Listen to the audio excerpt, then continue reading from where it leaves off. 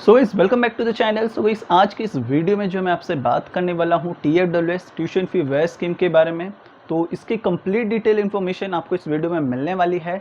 TFWS क्या होता है, कौन से स्टूडेंट्स एलिजिबल होते हैं TFWS के लिए, थर्ड इंपॉर्टेंट थिंग कौन कौन से डॉक्यूमेंट्स रिक्वायर्ड होते हैं TFWS के लिए, फोर्थ इंपॉर्टेंट थिंग क्या डायरेक्ट सेकेंडरी इंजीनियरिंग एडमिशन में TFWS की सीट्स होती है या नहीं होती है, और कैसे पता लगा सकते हैं कि भाई इस बार सीट होगी या नहीं होगी। तो जितने भी आपके जो डाउट्स हैं वो सब कुछ इस एक सिंगल वीडियो में जो है मैं क्लियर करने वाला हूँ। तो वीडियो को बस पूरा एंड तक देखो सो दैट आपको जो है यूट्यूब के ऊपर इस वीडियो को देखने के बाद कोई और वीडियो सर्च करने की ज़रूरत ही ना पड़े।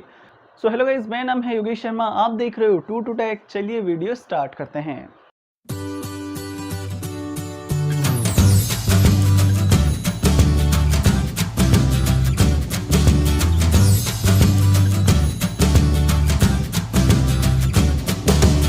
तो गाइस सबसे पहले मैं आपको बता दूं कि TFWS क्या होता है। तो गाइस TFWS का फुल फॉर्म है ट्यूशन फी वेयर स्कीम। तो ये उन स्टूडेंट्स को मिलती है जिनके परसेंटेज बहुत अच्छे होते हैं, बहुत अच्छे इन द सेंस जो अबव 95 स्कोर करते हैं, अबव 98 जिनका स्कोर होता है। तो ऐसे जो स्टूडेंट्स होते हैं वो TFWS के लिए एलिजिबल होते हैं। तो बीइंग मैं खुद एक TFWS का स्टूडेंट रहा हूँ, तो मैं आपको इसकी जो है एक एक जो डिटेल से डिटेल इन्फॉर्मेशन है मैं आपको सब कुछ इस वीडियो में बताने वाला हूँ। तो पॉइंट नंबर 1, कौन से स्टूडेंट्स एलिजिबल होते हैं। तो वो स्टूडेंट्स जो ओपन कास्ट कैटेगरी में आते हैं। अगर आप ओपन कास्ट कैटेगरी में आते हो तो आप TFWS के लिए एलिजिबल हो। अगर आप दूसरे कास्ट कैटेगरी में आते हो like SC ST NT OBC तो आप TFWS के लिए एलिजिबल नहीं हो। तो अब पॉइंट नंबर 2 ये आता है कि भाई TFWS का एडवांटेज क्या होता है, क्यों हमें TFWS के लिए अप्लाई करना चाहिए। तो गाइस देखो, ये आपको इसीलिए अप्लाई करना है सो दैट आपकी जो फीस है उसमें आपको बहुत लार्ज अमाउंट में रिडक्शन मिल जाता है। फॉर एग्जाम्पल किसी कॉलेज की फ़ीस मान लेते हैं 1,20,000 है, तो जो TFWS का स्टूडेंट होता है ना वो फीस पे करता है नियर बाई 20 to 30,000 बस। बाकी की जो फीस होती है वो गवर्नमेंट पे करती है। तो इसका जो है आपको सबसे बड़ा जो एडवांटेज देखने मिलता है वो होता है फ़ीस के अंदर। तो इवन मैं खुद, मेरा जो कंप्लीट डिप्लोमा था वो TFWS से रहा है।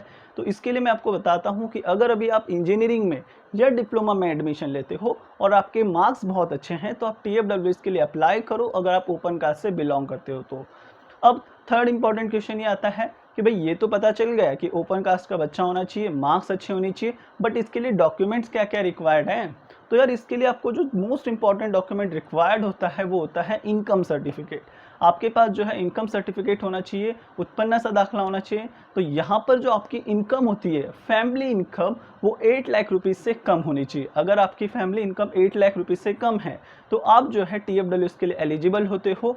और अगर आपकी family income more than 8 lakhs है तो आप जो है TFWS के लिए एलिजिबल नहीं होते हो। तो यहाँ पर मोस्ट इंपॉर्टेंट थिंग है कि आपके पास इनकम सर्टिफिकेट होना चाहिए जिसकी फैमिली इनकम 8 लाख रुपीज़ से कम है।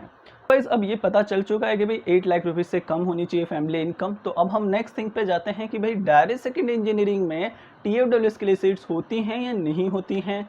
तो गाइस देखो, सिंपल सी थिंग है, आपको जो है सीट मैट्रिक्स के थ्रू ये पता चल जाता है कि TFWS के लिए पर्टिकुलर कॉलेज में पर्टिकुलर ब्रांच के लिए सीट है या नहीं है।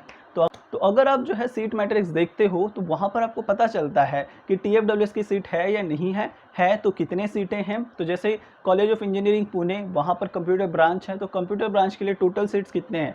तो उनके अंदर आप जब जाओगे तो लास्ट में आपको लिखा मिलता है TFWS। तो वहाँ पर जो है आपको सीट्स देखने मिल जाती हैं।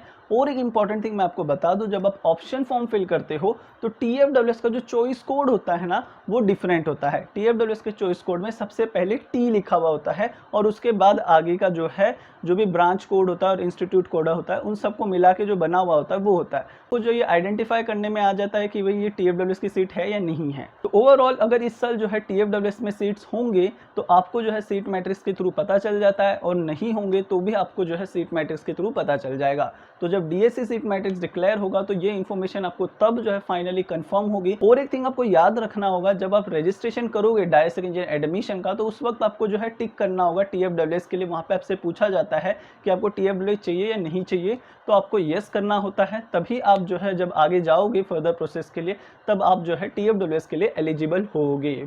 तो गाइस ये था कंप्लीट डिटेल इन्फॉर्मेशन TFWS के ऊपर। सो गाइस होपफुली ये वीडियो आप सबके लिए हेल्पफुल रहेगी। आपके जो डाउट्स थे TFWS को लेकर वो सब कुछ जो है सॉल्व हुए होंगे। अगर इसके अलावा कुछ डाउट है तो आप कमेंट में कर सकते हो, तो मैं वहाँ पे आपको इसका आंसर दे दूंगा। So guys thank you watching this video. मिलते हैं न्यू टॉपिक पर, तब तक के लिए बाय बाय, जय हिंद।